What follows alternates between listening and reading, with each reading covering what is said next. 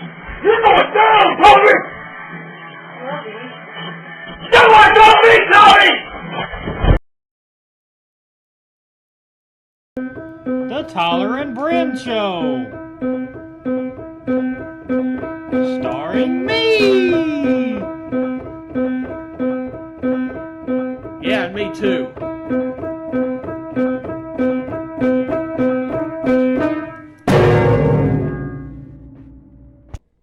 Good evening, and welcome to the Tyler and Bryn Show.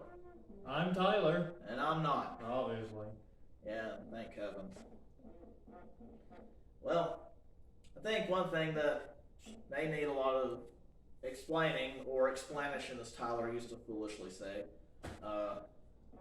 why do we call our show the Tyler and Bryn Show?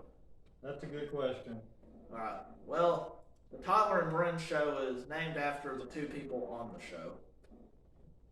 Simplicity wins, so. Yes. So, if we were to try to name it after all the people who are not on the show, we would end up with a very long title, and it just wasn't worth taking 2 months off of work to fill all that out. At a minimum. Yeah. Well, but this, recording this show has indeed been a truly challenging experience, hasn't it? It has, but what? See, every time we need to record something, he always takes up the whole camera space, and it's always a challenge to try to record it in a way where he doesn't take up the whole thing. Another issue we tend to have is whatever side of the house he's standing on, the house will tilt in that way, and oftentimes the furniture will scoot towards that side of the house. So everything has to be kept together with strings. In fact, if you watch very closely, this very table is actually got a fish line hooked to it to keep it from sliding into the wall. Enormous talent it takes to work around this. We're always having to glue stuff to the floor, and we gotta make sure no food delivery trucks drive by, or else he leaps out the window, or leaves like a hole in the wall in the shape of him. You know,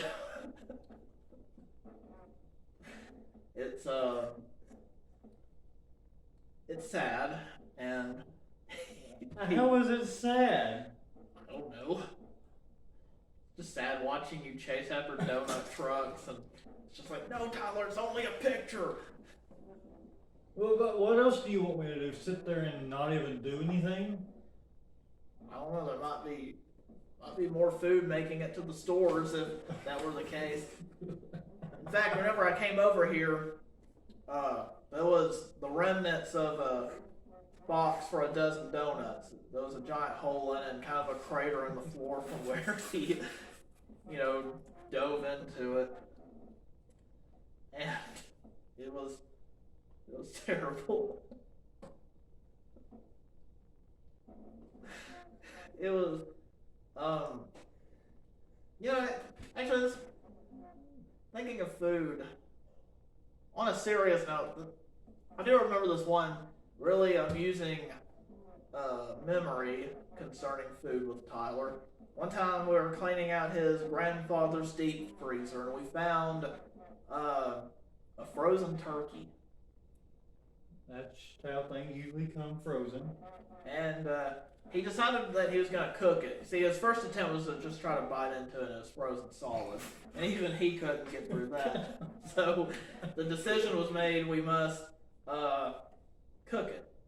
So, we go upstairs and we peel the wrapper off of the turkey, and he licks all the flavoring off the wrapper. And then he tries to put it in the oven. And he's like, is it done yet? Is it done yet? And I'm like, no, Tyler, it's not quite done yet. Okay, really, we did, open it, and we put it in the oven, frozen solid, which I knew it wasn't going to cook, but I thought it'd be hilarious to watch him try. So, he puts it in the oven on broil for like 20 minutes or something. And we took it out, and Tyler's looking at it, salivating over it, I guess. And he sees a little bit of plastic or something sticking out of the end of it. He's like, "What's this?" And he pulls it out. Turns out it's the bag that's got all the giblets in it. And all this blood and everything comes out of it. And I say, "Tyler needs a lot longer than 20 minutes to cook." I mean, a thawed turkey thing. This guy was never involved. He was obviously never allowed to be involved in the cooking process of Thanksgiving. Because he'd eat everything while they're trying to cook it. Hey, you can't prove that. Well, I mean, there was all this police tape around the kitchen saying "do not cross." It's just like, the evidence leads us to Tyler eating all the food. Hey, that was not for that. Look, there was a crater in the yard, but it wasn't because of me. If someone didn't leave a Danish wrapper in the yard, it wouldn't be the problem. Tyler was actually the inspiration for a very famous commercial. This commercial is always stuck out in my mind, but it's a bird flying in the air, and he looks down, and he sees a Twinkie, and he dives straight into it. It turns out to be a school bus. And he was the inspiration for that, because he actually did that one time. He jumped out of a moving vehicle and, he's got his claws in front of him. He dives for the school bus and he goes, bam. If you see that school bus driving by, there's still an impression of his face on the side. And it's... Are you done scolding me yet? No, I'm just getting started. Oh my God. The scolding never ends. Oh my God. What else is there? Okay, he's a fatty. He likes to jump at Twinkies that look like buses. Actually, you got it backwards. It's school buses. Hey. I ain't got time to be politically correct about this. Oh, sorry. God. Total misuse of that term. Hey, I'm not the intelligent one. Say that again. I'm not the intelligent one. Yeah, well, which one of us is? Well, there's only one other person here. Yeah. Well, I've always known I was a smart one. In fact, I remember the first time I ever met you, the first thing I thought to myself was, if I was as stupid as that guy, I don't know what I would do. So, well, I guess that's the signal that we must go to commercial break. Alright.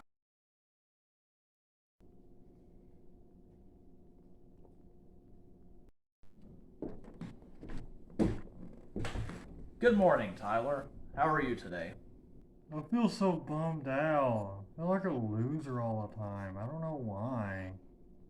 I used to feel that way too, but then I began to drink coffee.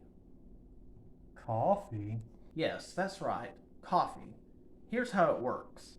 You brew the coffee in a coffee maker, you pour it into a mug, and then you drink it. Here, let me pour you some.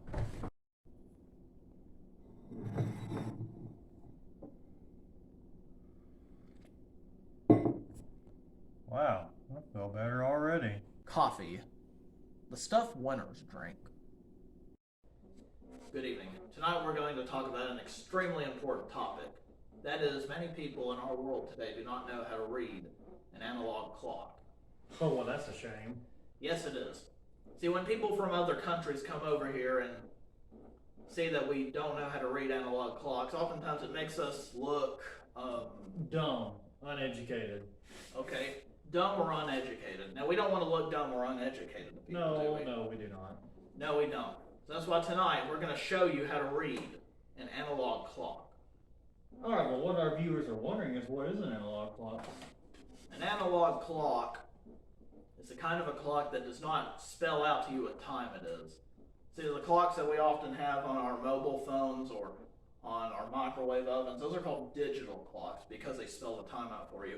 An analog clock is oftentimes it's in the shape of a circle, or it might be a square, and it's got numbers going up to 12, kind of going around the edge of the circle, and it's got 2 but sometimes 3 sticks with points on the end, which we call hands or arms, and depending on what they're pointing at, that's the time.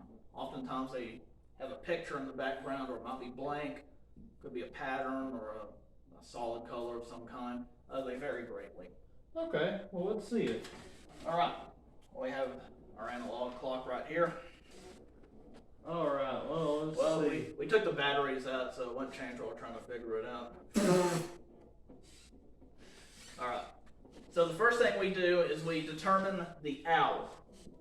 Now we have these two hands or arms. The long one goes before first. And you see it's pointing closer to the 7. Now the shorter one is pointing slightly closer to the 9. So what we do is we add the 7 and the 9 together, and we divide that number by 2 and get the average between them. So 7 plus 9 equals 16. And 16 divided by 2 is 8. And that's our hour. 8. It is the 8th hour. So it's 8 something. Now, next thing we do is we determine the minute. And this one is a little bit more complicated. But the first thing you do is you go to the number that the long arm is pointing closer to, which in this case is 7. And you count until you get to the mark that's closest to what the little hand is pointing at. So let's start at 7. We go 1, 2, 3, 4, 5, 6, 7, 8. It is pointing closest to the 8th mark past the 7. Now we take that 8 and we multiply it by 7. And what's 8 multiplied by 7? 56. 56. So that's that 56. We're going to hold that for a second. We're going to get back to it in a minute. All right, Tyler, what's the next thing we do? Now we're going to add the 7, 8, 9. Well, we must have been hungry. Huh?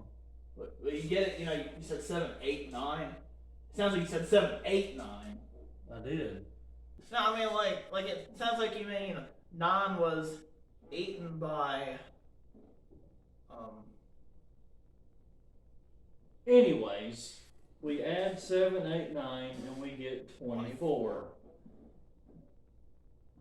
7, 8, 9.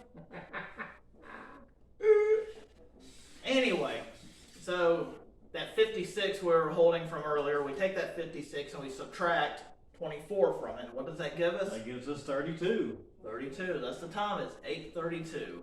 Well, how nice is that? You know, a lot of older people, they just look at it for a second and they calculate all this in their head just like that. And next time, we'll show you how to say RPM. You look out the window. Oh, Connie ruined it. Oh, well, yeah, but it would have been a shorter episode anyway.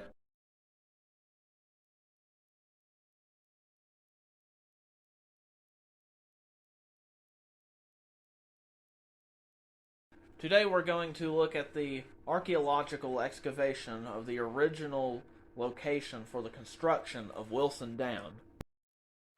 Here we see archaeologist Tyler Locker examining debris from 1918. He enjoys kite flying and is the husband of 3. Archaeologist Tyler Locker, what's it like to be exploring such a historic site? It's remarkable. It's just like my dream come true. It's nothing that you could ever imagine.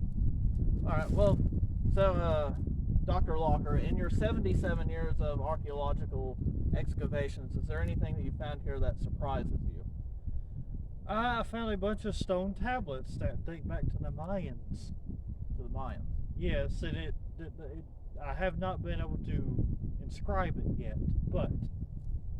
So, what do you think that Mayan tablets would have relation to with the construction of Wilson Dam? Absolutely nothing. Okay. So, I understand that you weren't out here digging very long before you found the debris that proves that this was the original spot for the construction of Wilson Dam. Yes, I was out here for about 2.4 minutes, and then I found this beautiful creation. I see. Now I understand you also found areas where pillars were being dug to help support it. Yes, I found about 5 or 6 of those. All over them. And here we have 3 poles sticking out of the ground about 3 feet that would signify the entrance to the construction site. Such an extraordinary find. And now my initial find we have 5 holes from where the support pillars that held up the dam were. Another extraordinary find. And now, my latest find. The pile of supplies they had left during construction, although they had left in a rush, it seems. So, Dr. Walker, in your professional opinion, why do you think that the construction of Wilson Dam was stopped and relocated on the Tennessee River? Well, there's a threat of wild animals such as panthers and boa constrictors, and there's a theory that there's actually no water here. No water. No river, nothing. It's dry as a bone out here. So you believe that it would have been inefficient to place a dam in an area where there's no flowing water? Yes, I believe that was the downfall. Yes, I understand that you found some paperwork, letters that were exchanged between the government and the local government discussing this issue. Yes, and they found it obvious about 20 minutes in. Alright, so it's good to hear from you. So on location at the original site of the building of Wilson Dam. Good evening. I am art critic Arthur Hobson. This is noted French art critic Jean Lacquet. Tonight we are going to reveal to you 2 legendary paintings that have long been thought lost. They were painted by the 12th great-grandfather of Jean Lacquet, von Roth-Lacquet, a 17th century French painter who was highly influential during his time. These 2 paintings were thought to be lost in the Great Fire of 1666. However, they have been recently recovered in a Mongolian pyramid in Tideswell. The first one is known as Childhood Tranquility. The second one is a painting of his wife, and it's called The Other Half. So, first off, Jean Lacquet, are there any particular tales that you have heard from your family, tales that have been handed down from generation to generation about your 12th great-grandfather? Yes, there's quite several. He was married for 40 years to my 12th great-grandmother. I see. He had his house built entirely by hand. He also was very good friends with nobility.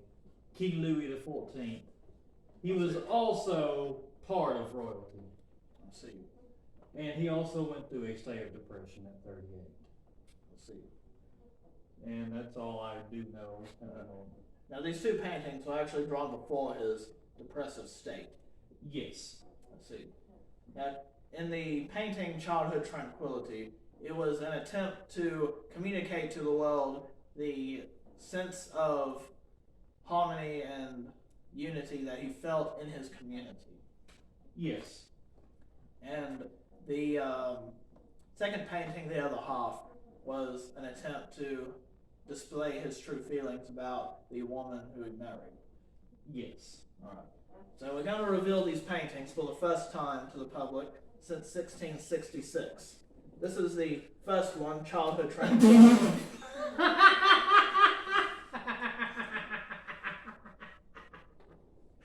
We have here the royal castle in which he grew up in.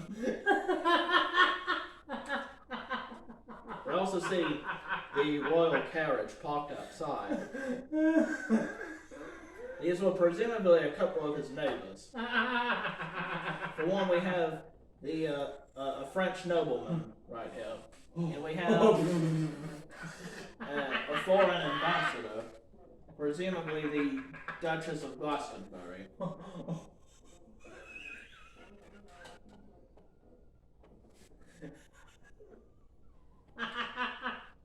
I understand this must be a very joyous moment for you, that your 12th great-grandfather's best-known work has finally been recovered. Yes, you're correct.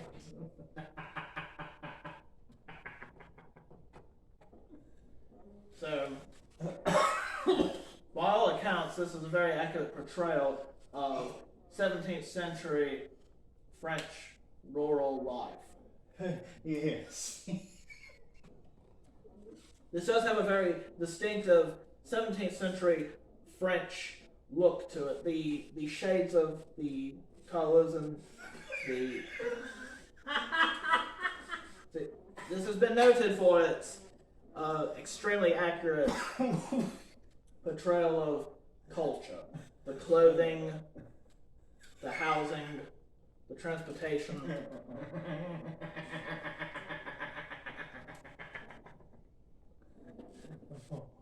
And it's indeed a very joyous moment that this has finally been recovered. Yes.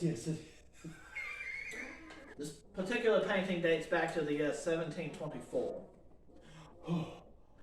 And in many ways, it's actually very, very common for its time. This is one of his earlier pieces, before he began to find his own unique style. So as we can see, very obvious signs of 17th century influence. So, childhood tranquility has been a very major influence on the works of many artists later on. Now we get to his next painting, known as The Other Half, which is a painting he made of his wife.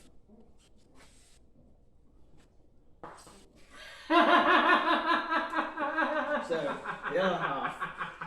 This is his wife, as he portrayed her to the world. By all accounts, this is a very accurate painting.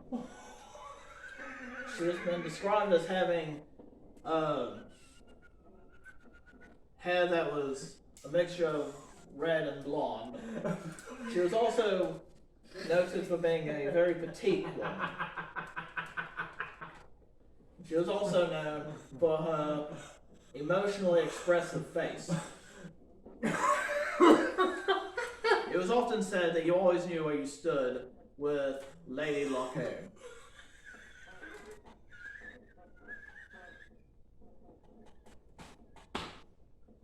I understand that actually seeing just exactly what your 12th great grandmother looked like indeed must be a high honor. Ah, yes.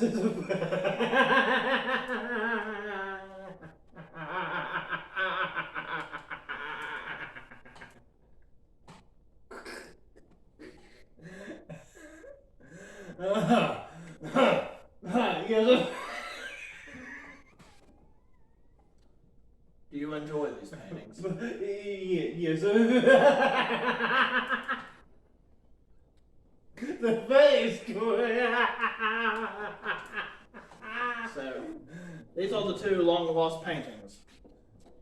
It is indeed tremendous that they were discovered.